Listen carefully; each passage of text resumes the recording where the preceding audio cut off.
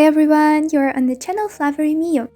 I think every artist has a moment when they want to start having money for their work, and actually I'm one of them. Today I want to tell you some stories about my weirdest commissions experience, so you know how it happens sometimes. I also will mention my own mistakes because then I didn't know how to work with people at all. So let's start. So, first situation happened to me when I only started making commissions. The funniest there was price. You know how much I asked for my work? Not even half of dollar. How you can see, there were a lot of people who wanted to have an art for the price less than $1, and it's not their fault though. Making price so low like that, you should be ready that people won't be really nice and polite because they see how low you evaluate yourself. So that day I received a message on my old Instagram account. A Russian user asked me if I still make commissions, and of course I answered yes. It was one of my first customers and I didn't really care what to draw. I only was thinking how to make this person satisfied. He asked me if I draw pictures of couples and I answered yes. I thought he wanted to order a cute art like one of those where couples are hugging or kissing, but no. This person sent me pictures of him and a girl. I will tell you more about this girl's pictures later, and wrote a big message of what they want me to draw.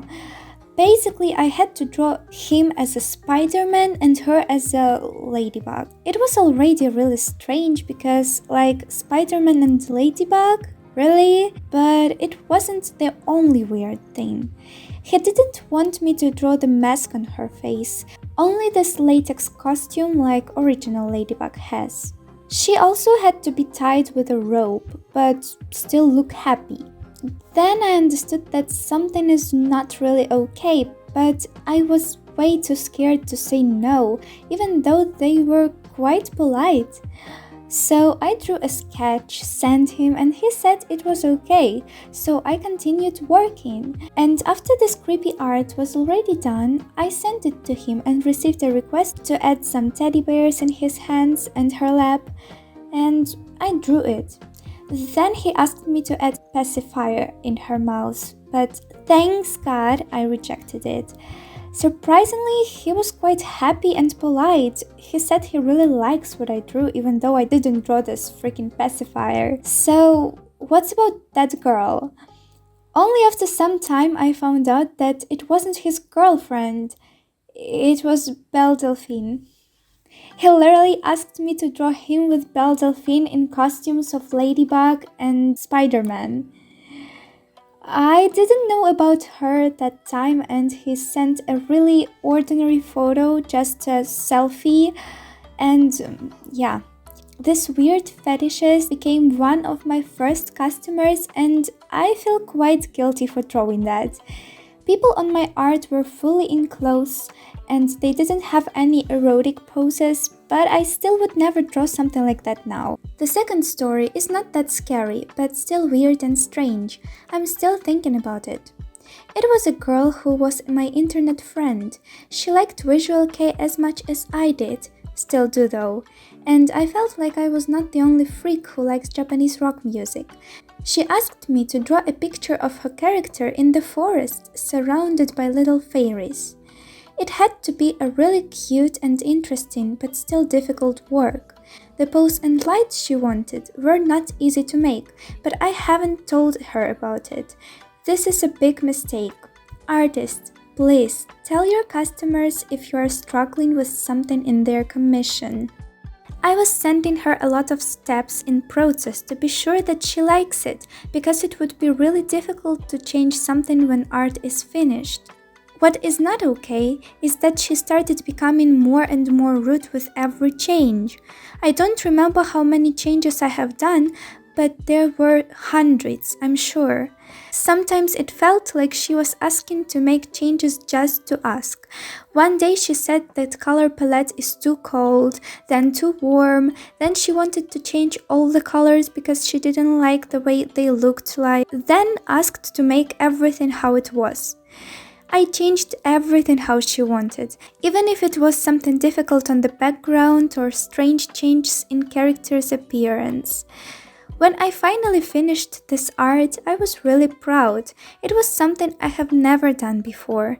But my friend wasn't satisfied at all. She asked more and more in a very aggressive form. "You're a bad artist. Why don't you understand what I want?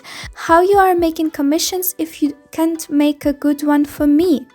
And all of this stuff. I still considered her as my friend, so didn't argue and continued editing fairies, changing light, and spent hours to make this art perfect for her. To be honest, I would say she had at least 3 different drawings for the price of one, because the amount of big changes I made in the pose, background, light, color palette, and details made it look extremely different. However, she still wasn't satisfied and blocked me. I had a really important lesson for myself. I'm still sending process for my customers and always editing all the stuff they want and asking them questions, because I care about it and I want my customers to be satisfied, but I will never do any big changes after the work is finished. And the third story, which made me quite disappointed in people, to be honest. The customer wrote me on Instagram and seemed to be really nice. I remember that profile. It was full of photos and stories, and that account seemed to be real and used for more than 2 or 3 years. It was a girl around my age who asked me to draw 5 portraits of her characters. I need to call her somehow, so let's call her Emmy. She wasn't picky, and when I asked her what she wanted to see as a result, she answered, "Oh, I trust you, so you can draw anything you want. You have a really nice art style." Emmy complimented me and we were talking a lot, not only about art, but about our lives, anime, music, and all of this stuff. I finished it quite quick. She really liked it. I thought she was a perfect customer, nice, polite. We became some kind of friends. We were chatting a lot. After around 2 weeks, she wanted to make a commission again. And now she asked for more than 10 illustrations, and there were not only portraits, she also wanted to order full body arts. I asked her why she needs so much drawings and mentioned that I don't have so much free time to draw all of those, so it will take more than a month. Emmy said she just really loves my art, showered me with compliments, and I agreed again.